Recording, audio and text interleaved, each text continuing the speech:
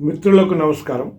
8 సంవత్సరాలకే తెలంగాణ రైతాంగ సాయుధ పోరాటంలో కొరియర్గా పనిచేసిన, అలాగే తెలంగాణ రైతాంగ సాయుధ పోరాటంలో తన అన్నగారు, అలాగే తన అక్కగారు, బావగారితో పాటు సాయుధ పోరాటంలోకి వెళ్ళి అక్కడ రావి నారాయణ రెడ్డి గారి దెన్లో ఉంటూ సాయుధ రైతాంగ పోరాటంలో పాల్గొన్న అనంతరం మహిళా ఉద్యమంలో ఐద్వా నిర్మాణంలో పనిచేసి హైదరాబాద్ నగర ఐద్వా ప్రధాన కార్యదర్శిగా పనిచేసిన సుగుణమ్మ గారి గురించి ఇప్పుడు మనం చెప్పుకుందాం. సుగుణమ్మ గారు వాళ్ళ అన్నగారు కోదండరామరెడ్డి ఆంధ్ర మహాసభ నల్గొండ జిల్లా కార్యదర్శిగా పనిచేశారు. అనంతరం ఆయన తెలంగాణ రైతాంగ సాయుధ పోరాటంలో గెరిల్లా యోధుడిగా, అట్లాగే వాళ్ళ అక్క శశిరేఖ కూడా, ఆమె కూడా తెలంగాణ రైతాంగ సాయుధ పోరాటంలో పాల్గొన్నారు.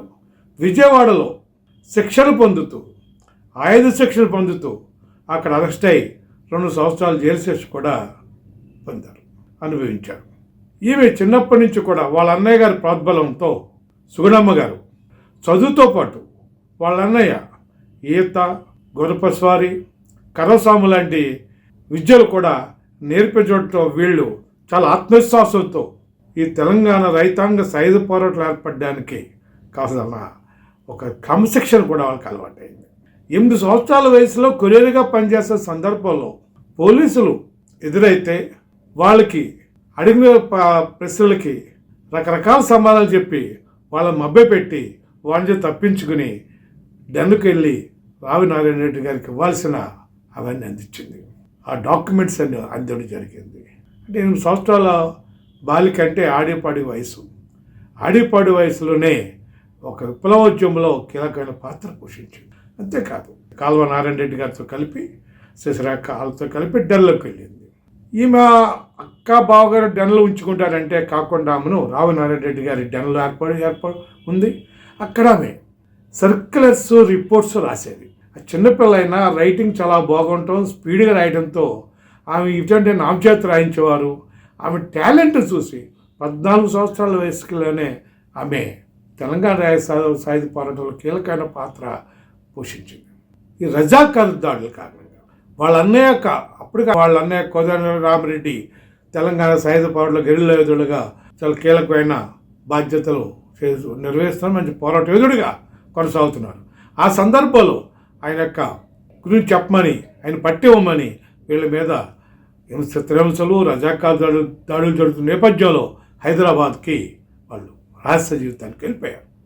ఆ సందర్భం ఇల్లుని తగలబెట్టి, పాలేరు చేతే తగలబెట్టించి వాళ్ళు ఆ పాలేరులు కూడా చంపేశారు నైజాం ముష్కర సైన్యాలు, రజాకార్లు.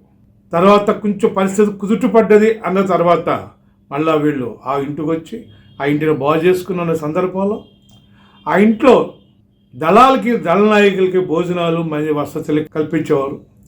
తర్వాత మళ్ళీ దాడులు, యూనియన్ సైన్యాలు వచ్చిన తర్వాత కూడా మళ్ళీ దాడులు.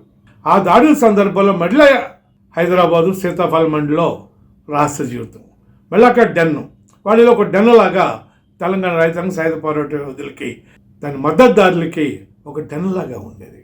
ఆమె 1944లో బీబీ నగర్లో ఆంధ్ర మహాసభ జరుగుతూ ఆ సందర్భంలో మల్లు స్వరాజ్యం గారిని చూడడం జరిగింది. ఆవిడతో స్ఫూర్తి పొందింది. ఆవిడతో కలిసి ఆ మహాసభ ఒంటరిగా పనిచేసింది. ఆరుట్ల కమల అమ్మ సమావేశాలు గదిరే ఆమెతో స్ఫూర్తి పొందింది. ఈ విధంగా తెలంగాణ రైతు సాగు పోరాటంలో పూర్తిగా పాల్గొంది. ఆ పాల్గొన్న క్రమంలోనే ఆ డెన్లోనే ఎస్వికే ప్రసాద్ గారిని అజ్ఞాత సమయంలోనే ఆమె వివాహం చేసుకుంది. ఇద్దరు కూడా తెలంగాణ రైతాంగ సాయుధ పోరాటంలో పాల్గొన్నారు. ఆ సందర్భంగా ఆయన అరెస్ట్ అయినప్పుడు ఇంకా ఎన్కౌంటర్ చేసి చంపేస్తారనుకున్నారు, కానీ ఆయన జైల్లో ఉండడం జరిగింది. అరెస్ట్ చేసి జైల్లో చాలా కాలం ఉన్నారు. చాలా చిత్రంతో అనిపించారు ఆయన కూడా. ఈ అన్నగారు 1949లో యూనియన్ సైన్యాలు ప్రవేశించిన తర్వాత తెలంగాణలోకి నైజాం ప్రభుత్వం కూలిపోయిన తర్వాత, నైజాం సంస్థానం ఇండియన్ యూనియన్లో కలిసిన తర్వాత ఇండియన్ యూనియన్ సైన్యాలు ఏదైతే ఈ తెలంగాణ రైతాంగ సాయుధ పోరాటోద్యములు సాధించుకున్న భూముల్ని, పేదలకు పంచిన భూముల్ని కాపాడు క్రమంలో జరిగిన పోరాటంలో ఇండియన్ యూనియన్ ధరలకి మద్దతుకు వచ్చి జరిగిన దాడుల్లో ఈ అన్న కోదండరామరెడ్డి వీళ్ళ అన్నగారు చనిపోవడం జరిగింది. అంటే అక్క, బావ, సుగుణమ్మ గారి భర్త, అన్న వీళ్ళందరూ కూడా తెలంగాణ సాయుధ పోరాటంలో పాల్గొన్న గొప్ప వీరులు, యోధులు. కానీ వాళ్ళ అన్నగారు మాత్రం ఇండియన్ సైన్యం పోలీసు కలు పాటించారు. తర్వాత తెలంగాణ రైతాంగ సాయుధ పోరాట విరమణ తర్వాత ఆమె మహిళా సంఘంలో పనిచేయడం జరిగింది. 1957లో, అంటే అప్పుడు విరమణ తర్వాత చాలామంది కార్యకర్తలు చెల్లాచెదురుగా అటు ఇటు చెదిరిపోయినప్పుడు మోటూరు ఉదయం గారు తెలంగాణ సాయుధ పోరాట కాలంలో తెలంగాణ ప్రాంతంలోనూ ఆంధ్ర ప్రాంతంలోనూ ఈ పోరాట మద్దతు పనిచేసిన ఆంధ్ర ప్రాంతంలో మహిళల్ని, తెలంగాణలో సాయుధ పోరాటంలో పాల్గొన్న మహిళల్ని, సాయుధ పోరాటం పద్ధతులు చేసిన మహిళల్ని అందరినీ పోగేసి మహిళా సంఘాన్ని ఆర్గనైజ్ చేసినప్పుడు ఈమె ఆ హైదరాబాద్ సంఘానికి కార్యదర్శిగా, రాష్ట్ర కమిటీ సభ్యురాలుగా, ఆల్ ఇండియా కమిటీ సభ్యులుగా పెట్టడం జరిగింది. అప్పటి నుంచి ఆమె మహిళా సంఘం నిర్మాణం, ముఖ్యంగా హైదరాబాద్ నగరంలో మహిళా ఉద్యమ నిర్మాణంలో ఐద్వా ఏర్పడిన తర్వాత ఐద్వాని బలోపేతం చేయడంలో నగరంలో సక్కుబాయి గారితో కలిసి, అలాగే వర్ధిని, భారతి ఇటువంటి వీళ్ళందరినీ కలుపుకుని గొప్ప ఐద్వా మహిళా ఉద్యమాన్ని నిర్మించడం కాకుండా ఐద్వాన్ని బలోపేతం చేసి, అలాగే సారా వ్యతిరేక ఉద్యమంలో కూడా అన్ని 30 మహిళా సంఘాలు కలిపి ఆ 30 సంఘాలకు ఒక ఐక్యవేదికను ఏర్పాటు చేసి ఐక్యవేదికి ప్రధాన కార్యదర్శిగా పనిచేసింది ఐద్వాకి నాయకత్వంలో. ఈ 30 సంఘాలని కలిపి ఐక్యవేదిక ఏర్పాటు చేసి దాని ప్రధాన కార్యదర్శిగా సారా వ్యతిరేక ఉద్యమంలో పనిచేసింది.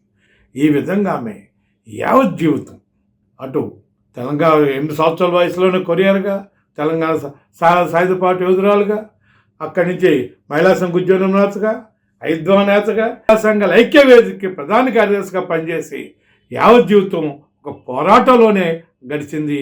అటువంటి పోరాట నేతకి, ఐద్వా నేతకి అఖిల భారత ప్రజాతంత్ర మహిళా సంఘం 14వ జాతీయ మహాసభల సందర్భంగా జోహార్లు అర్పిస్తూ మీకు అందరికీ ధన్యవాదాలు.